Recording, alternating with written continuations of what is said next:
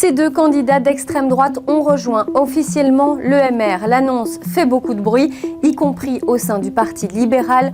On vous en dit plus sur ces transferts. Alors, qui sont ces candidats? Il y a Matteo Besson d'un côté et Noa Pozzi de l'autre. Ces deux jeunes viennent du parti d'extrême droite francophone Chez Nous, créé en 2021. C'est un parti aux idées xénophobes et racistes. Matteo Besson était l'un des premiers cadres de Chez Nous et Noa Pozzi était tête de liste aux dernières élections fédérales dans la circonscription de Liège. Alors, pourquoi le président du MR accepte-t-il leur affiliation au parti? Eh bien, voici la réponse de Georges-Louis Boucher. Ils ont condamné leur passé, ils ont totalement adhéré à nos valeurs. Et donc je pense qu'on fait plus œuvre utile en ramenant des gens dans le débat démocratique plutôt qu'en les jugeant, parce que j'entends beaucoup de jugements de valeurs, beaucoup de gens qui ont des jugements un peu définitifs. Je ne crois pas que ça fait avancer les choses. Nos valeurs sont claires, c'est eux qui adhèrent à nos valeurs et pas l'inverse. Par le passé, plusieurs personnalités du mouvement réformateur ont quitté le parti pour rejoindre ou créer des formations d'extrême droite. Et aujourd'hui, c'est l'inverse qui se produit.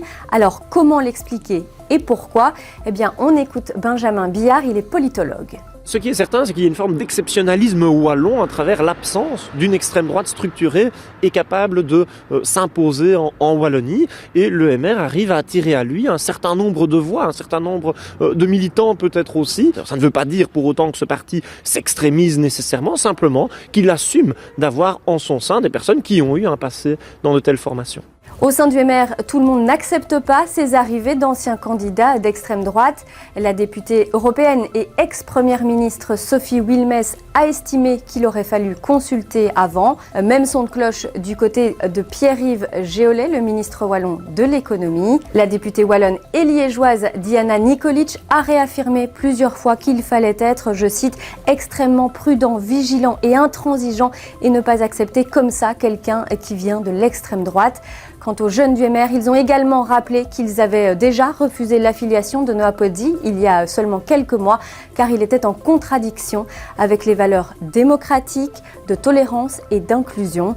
Ces contestations vis-à-vis de la décision de Georges-Louis Boucher, elles sont publiques et ça semble être une première depuis les dernières élections.